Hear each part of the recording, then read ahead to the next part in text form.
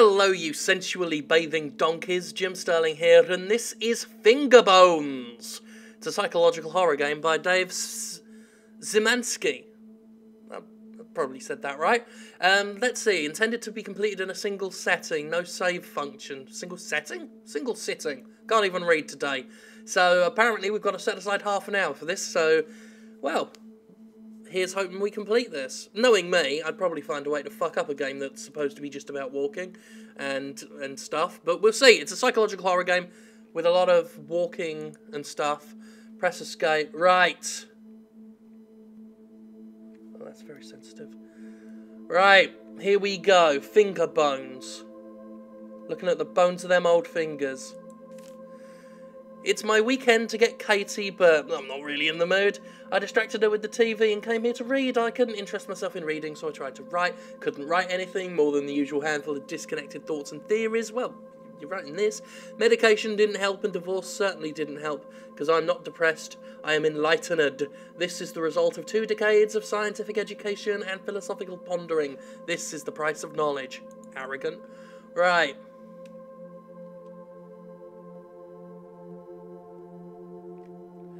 So this is free on Steam.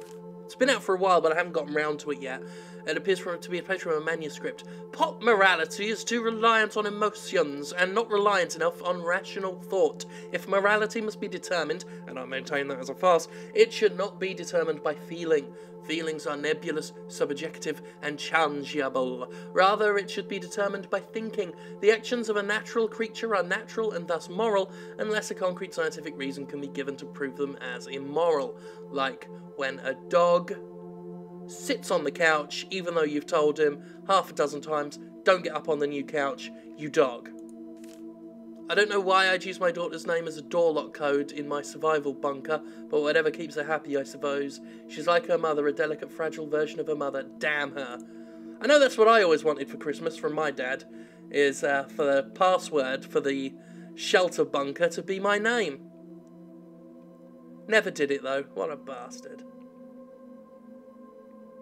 Right, what's her name? Katie, right. Oh, there's another thing. When I was 15 years old, I lost my virginity. I shook uncontrollably the entire time. I felt that same primal excitement yesterday night in the cellar. Someone's been fucking in the cellar. Dirty bastard. Fingerbones.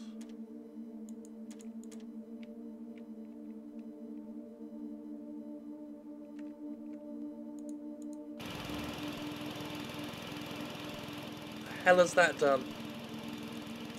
It's not open that. Now, this is the exit for the game, isn't it? What did it say?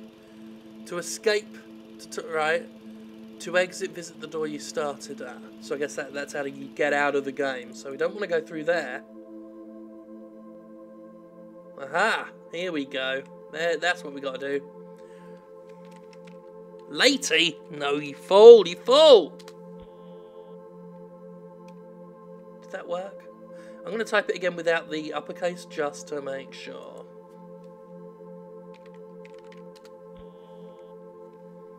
One of them must have worked. I assume that'll open this. Although you'd think it would blink green. Aha! We did do it. I was worried then. So, here we are in definitely not Minecraftsville. Finally happened. The whole world is a chaos of thunder and screams, and when the ashes settle, we will all be wild animals again. I am ecstatic beyond words. I haven't been able to reach Lynn for several days, and she's probably dead for all I know or care. But Katie was here when it started, and I have no idea what to do with her. Most of the town is dead. Katie and I only survived because we ran to the bunker. But I'll drop the Skeletor thing. But people get annoyed when I do voices. Perhaps this is what I've needed. Freedom from all the irrational rules and inane social values. Just pure, beautiful survival. Right. Oh, hello. Doesn't open. None of it opens. You fool! What have you done to me? Well, how do I get out? I boxed up everything that isn't practical and useful. I burned all the books that weren't for scientific edification. I'd like to store the boxes in the cellar, but I can't get them down the ladder by myself. I just piled them up near the hatch. The blood would probably ruin them anyway. What's this? Come here, you bastard. The tool room has been her name for years now, and I can't bring myself to change it. What? You want me to go all the way back up? For what was her name? Lynn? Lynn. Fucking hell. Right, back to the keyboard.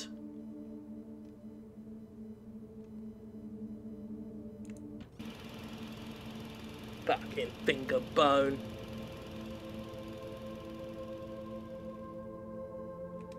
There's no sprinting.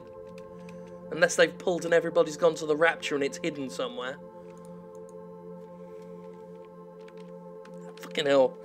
I need to actually pay attention to... My keyboard's always weirdly positioned on my desk. And again, just to... I don't know why it is, I've got this bad habit of having it at a weird diagonal angle, so I'm always typing wrong on it. And I can't stop myself. It's like, it's just the habit I'm in now. But anyway... Let's see if that's worked. I'm guessing this is the tool room. There we go. There better not be enough... If I have to keep running back and forth to that fucking keyboard... I was going to say computer, but it isn't, is it? Right, she remembered Father's Day and drew me a picture. I don't understand her. She's just like her mother. She wants to waste time drawing pictures, and we're barely able to find enough food to survive. Turned her crayons into candles. Need more candles in case the generator goes out again, and it helps break up the monotony. I yearn for the excitement of those first weeks. God, whoever wrote this is a dickhead. There are things I've wanted to do for years, desires I've kept locked in the back of my consciousness. It's been nearly a year since I've seen a woman, and now I realise there's no practical reason to keep those desires locked up anymore. I really hope that's not implying what I think it's implying. Is that faint traces of blood in it? This is gotten dark.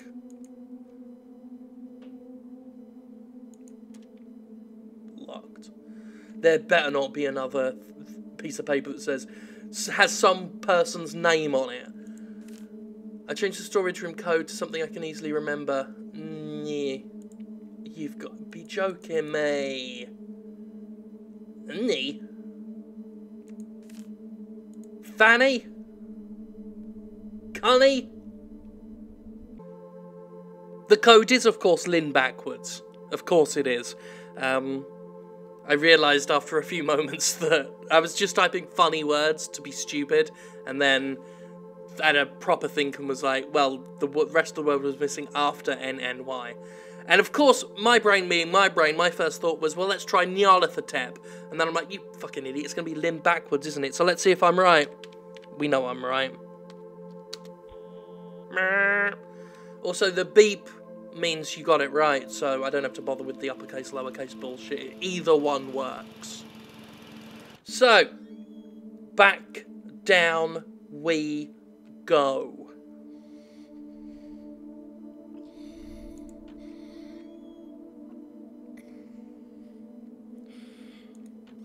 Right, storage room. I'm a bag of DNA, and I exist to make more of myself. I'm married and produced a daughter because my genes demand reproduction. Alright, Kojima. I wrote books and created because creativity served a survival advantage to my ancient ape ancestors.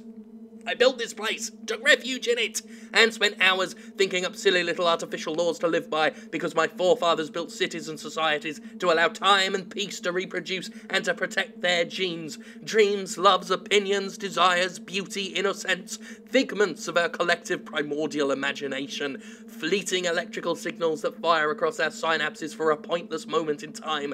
They used to serve a purpose, and now they are needless confusion, and here I am, the last man on earth for all I know, ready to be freed from them.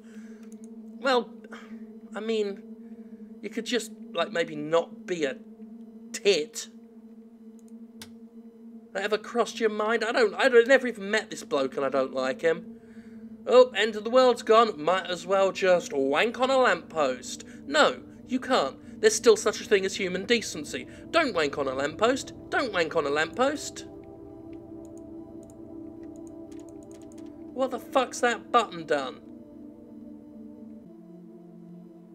Okay, we're back upstairs, and the thing that looked like maybe a safe on the wall, that's been opened up. There's what appears to be maybe spider legs in here. The cellar is freedom. Right.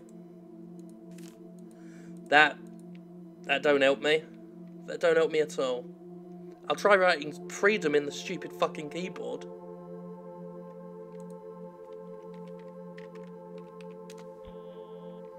Well, seems to have done it. Let's go back down. What I don't like is the idea that this could just... Like, the further we go, the further we've got to walk back up to the fucking keyboard. Would it have killed them to have maybe popped a keyboard? Like, well, I mean, there's a letter on the chair. Obviously, you don't want to move the letter from the chair. That's important. But you could have put it on this box. Those boxes over there. Just another fucking keyboard. A matey boy. Hi, it's me, Jim Sterling, speaking at a different point than the one where the last time you heard me was recorded. And that's because the game crashed. Now, it crashed at the very end of the game when I'd just beaten it. I was like, literally, there's only like a minute left, but that minute wasn't recorded.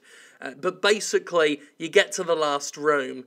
You don't have to go back. You get to the last room. Turns out it wasn't spider legs up in the safe. It was Fingerbones, the daughter's Fingerbones, because the daughter died, and it's quite clear that the father chopped her up and doesn't feel bad about it. And then the game ends. It just fades to black, and the game goes, well, the father just sat there alone in the dark and felt free for a minute.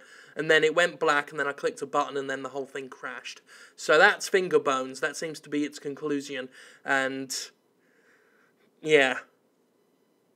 I mean, it's free, I guess. But, you know, that's not really an excuse.